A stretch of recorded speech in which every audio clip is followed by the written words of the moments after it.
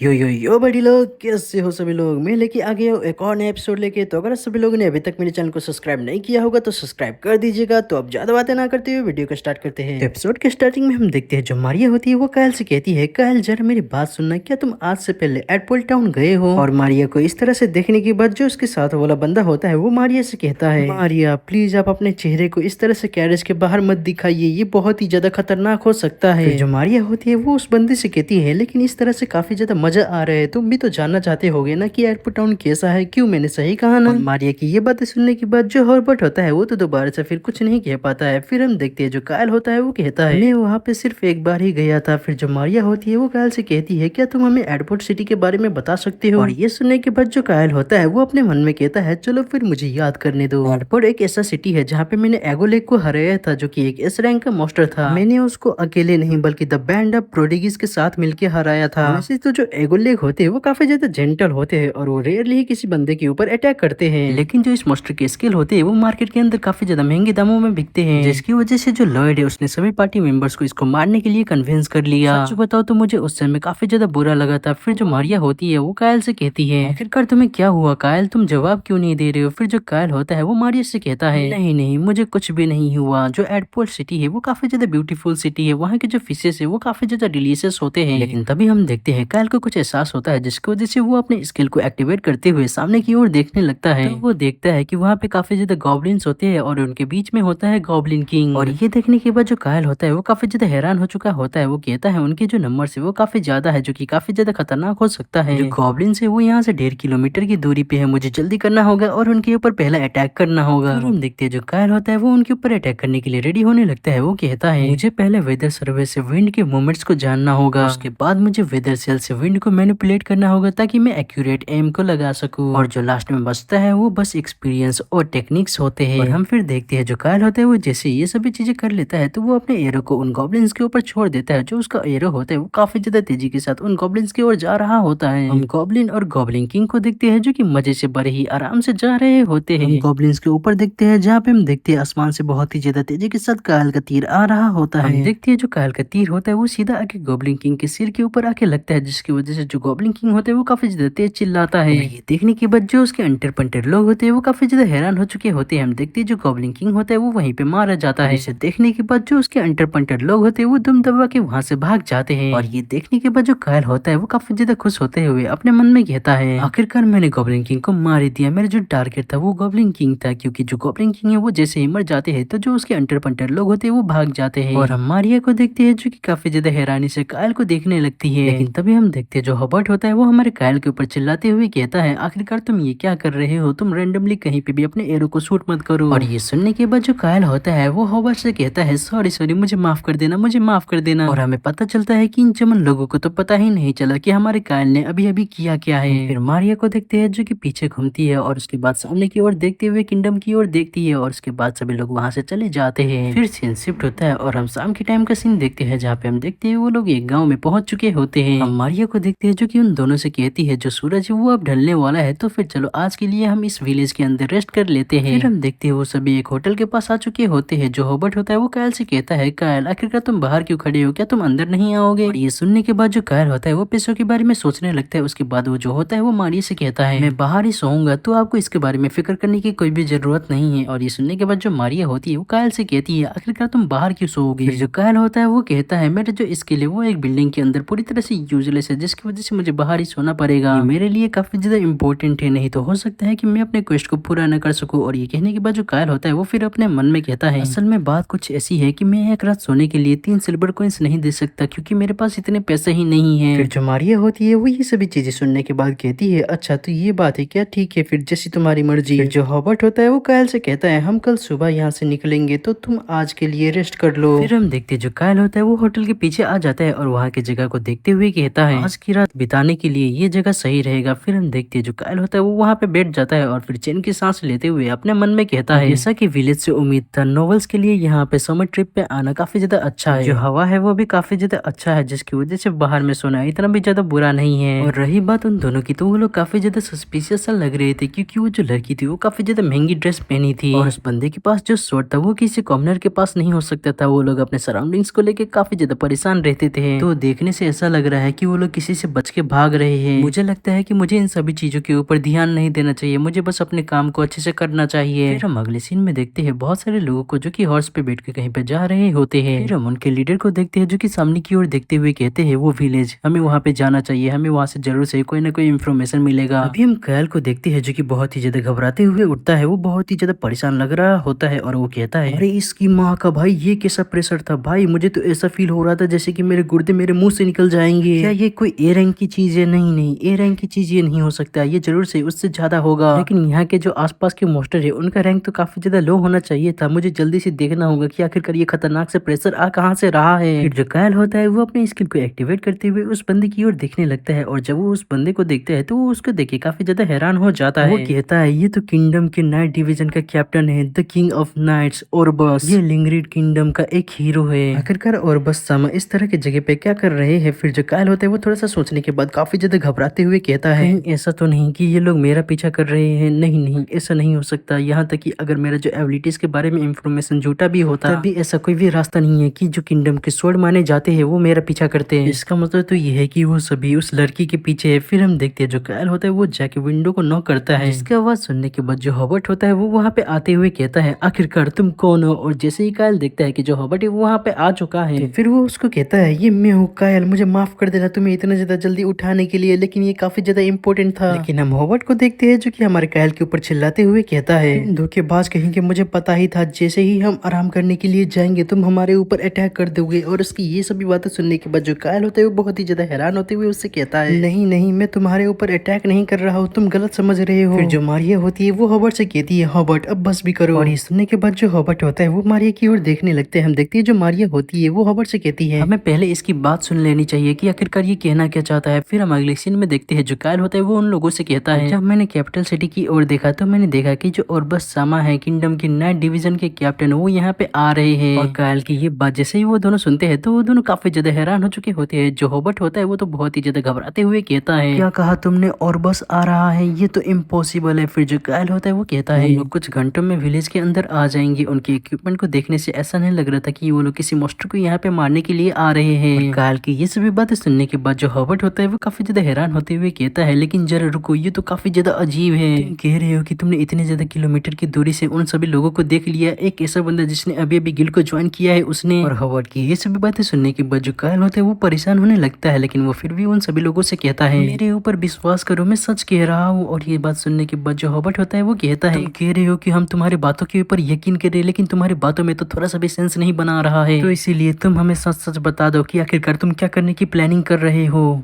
लेकिन जो हमारा ये एपिसोड होता है वो यहीं पे खत्म हो जाता है। आशा करता हूँ कि आप सभी लोग को ये नया एपिसोड पसंद आया होगा, और अगर पसंद आया होगा तो सभी लोगों को कुछ नहीं करना, बस लाइक कमेंट शेयर और सब्सक्राइब कर देना है। और जाने से पहले आप सभी लोग मेरे सेकंड चैनल और गेमिंग चैनल को भी सब्सक्राइब कर दीजिएगा, जिनका लिंक आप सभी लोग को डिस्क्रिप्शन के अंदर मिल जाएगा। तो फिर मिलते हैं फिर किसी और नए वीडियो के साथ, तब तक के लिए टाटा बाय बाय।